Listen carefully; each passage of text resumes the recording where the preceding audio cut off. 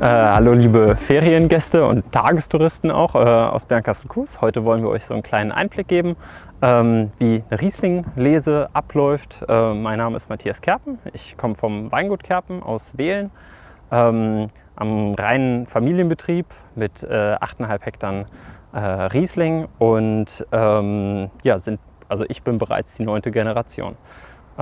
Die Woche am Montag haben wir angefangen mit der Riesling-Lese.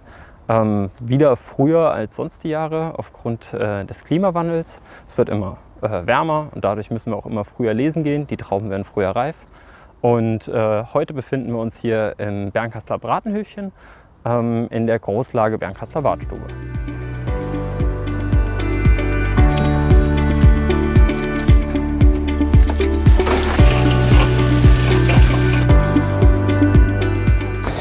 So, also als erstes würde ich euch gerne zeigen, warum wir mal wieder früher lesen gehen. Zum einen, das Wichtigste ist natürlich, dass sie schon sehr gut schmecken. Was aber unglaublich oder eigentlich das Alleinstellungsmerkmal der Mosel ist, dass wir von einer kühlen Region reden, die immer von Säure geprägten und leichten Weinen gelebt hat.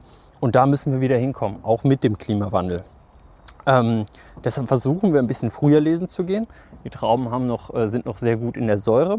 Analytische Werte liegen so ungefähr bei 11 Gramm. Über den Weinausbau verliert sich das etwas.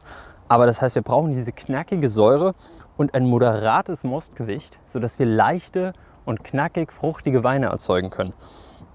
Warum die Trauben aber auch reif sind, was ein eindeutiges Merkmal zum Beispiel ist, sind die Kerne, die schon total verfärbt sind, braune Farbe und auch nicht mehr so bitter schmecken.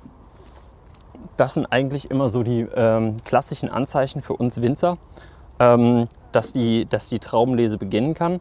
Die lösen sich auch relativ gut vom Stielgerüst ab, ohne dass da großartig Fruchtfleisch hängen bleibt. Ja, und hier sieht man, dass der Saft schon sehr, sehr schön rauskommt.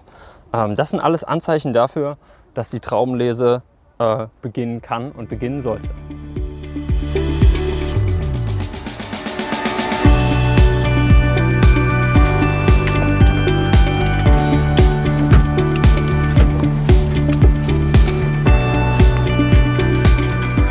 Also hier haben wir ein kleines Sorgenkind aus dem Jahrgang 2020, beziehungsweise auch schon aus den Jahrgängen davor, sogenannter Sonnenbrand. Die sind komplett eingetrocknet, durch die Sonne also wirklich verbrannt, haben gar keinen Saft mehr drin und deswegen, hier vielleicht kann man es sehen, knochentrocken, deswegen müssen diese Trauben oder diese Beeren rausselektioniert werden. Im Weißwein vielleicht nicht ganz so entscheidend wie im Rotwein, weil das Ganze nur mit einem moderaten Druck gepresst wird.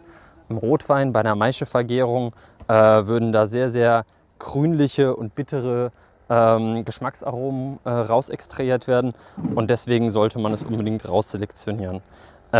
Sonnenbrand nicht zu verwechseln mit der Botrytis, auch Edelfäule genannt. Das sind Beeren, wo die Schale durch einen Pilz verletzt wird, dadurch Wasser im Prinzip rausdiffundiert und sich die Geschmacksaromen darin konzentrieren. Zucker, Säure, Aromastoffe, alles wird konzentrierter.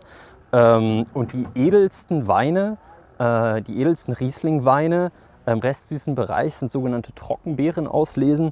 Diese Weine werden ausschließlich mit diesen Beeren hier, den sogenannten Rosinen, produziert, einfach weil alles viel, viel konzentrierter in diesen Beeren ist und man so sehr, sehr hochwertige Weine erzeugen kann.